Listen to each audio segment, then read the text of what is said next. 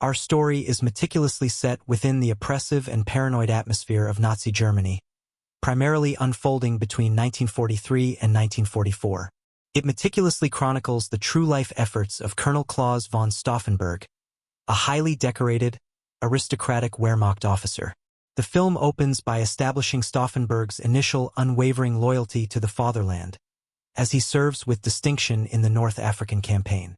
However, after being severely wounded in Tunisia, losing an eye, a hand, and 2 fingers on his remaining hand, his perspective shifts dramatically. This brutal experience, coupled with his growing awareness of Adolf Hitler's catastrophic military blunders and, more profoundly, the escalating, unspeakable atrocities committed by the Nazi regime, transforms his patriotism into a burning conviction that Hitler is not merely leading Germany to defeat, but to utter moral and physical annihilation.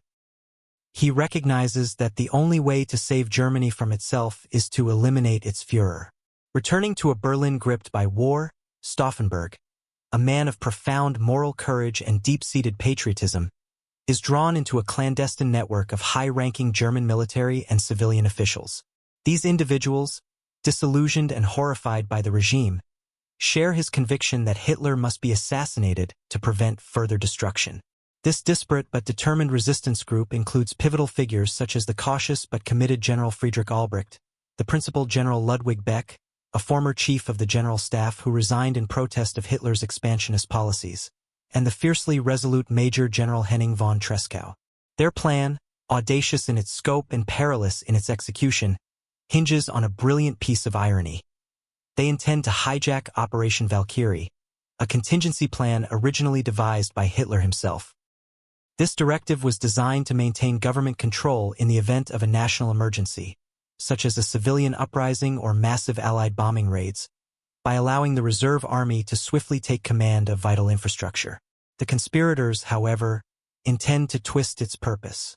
Once Hitler is confirmed dead, they would activate Valkyrie, using the reserve army not to suppress internal dissent for the regime, but to systematically arrest SS, Gestapo, and key Nazi Party officials, thereby dismantling the entire apparatus of the Third Reich from within and installing a provisional government.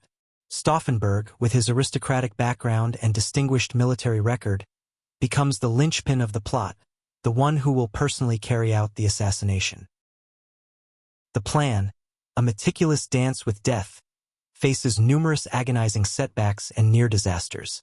Stauffenberg, now working directly at Hitler's Wolf's Lair headquarters in East Prussia or the Berghof, struggles to get the briefcase bomb into Hitler's immediate presence.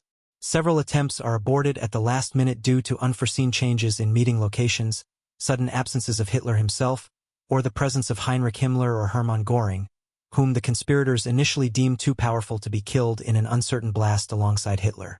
The plotters are under constant, paralyzing paranoia about informants within their ranks, knowing that a single misstep means torture and execution. Stauffenberg must smuggle the bomb's components past vigilant SS guards, then assemble the 2 explosive charges with his mangled hand, a task made agonizingly difficult. Finally, on July 20, 1944, the fateful day arrives. Stauffenberg attends a briefing at the Wolf's Lair. In a tense, almost unbearable sequence, he successfully places the briefcase containing one of the 2 armed bombs under the heavy oak table where Hitler and other high-ranking officers are gathered. He makes an excuse to leave the room for a phone call, believing he has moments before the blast. He then calmly departs the compound, witnessing the explosion in the distance, fully convinced that Hitler is dead. Back in Berlin, the nervous but determined conspirators, led by Albrecht, begin to execute Valkyrie, issuing the coded arrest orders and attempting to seize key communications centers, including the Bendler Block, the German Army headquarters, and the propaganda ministry to prevent loyalist countermeasures. However, a crucial, catastrophic twist occurs. The heavy oak table, reinforced and solid, deflects much of the blast upwards and outwards, and its sturdy leg, against which Stauffenberg had placed the briefcase, shields Hitler from the full force of the explosion. Hitler miraculously survives the assassination attempt with only minor injuries, a burst eardrum, singed hair, and a few superficial cuts. News of Hitler's survival, initially dismissed as propaganda or rumor, slowly leaks out, causing widespread confusion and crippling hesitation among the reserve army commanders in various military districts who were supposed to follow the conspirators' orders.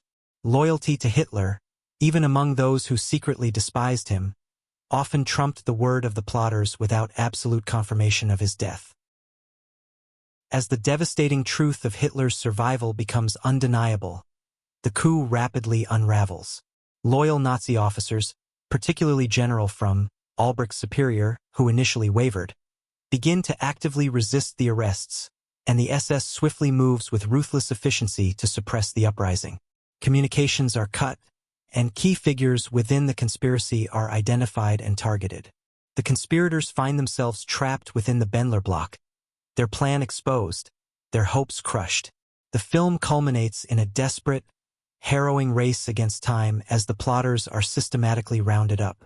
The inner courtyard of the Bendler block becomes the stage for their final, tragic moments. Stauffenberg, Albrecht, and other key figures are captured, subjected to a summary, brutal court-martial led by General from, desperate to cover his own complicity. They are then marched into the courtyard and executed by firing squad. Their final moments are depicted with dignity, their last words often expressing their love for Germany and their unwavering belief that they acted honorably, for the true good of their nation. The movie ends with the chilling, historical reality that Hitler, enraged and even more paranoid, remained in power, and the war, steeped in even greater brutality, continued for many more agonizing months, culminating in Germany's utter defeat and devastation. The plot, though failed, stands as a testament to the courage of those who dared to resist tyranny from within. Text prompting viewers to comment and subscribe. Don't forget to like this video and subscribe for more updates on this developing story.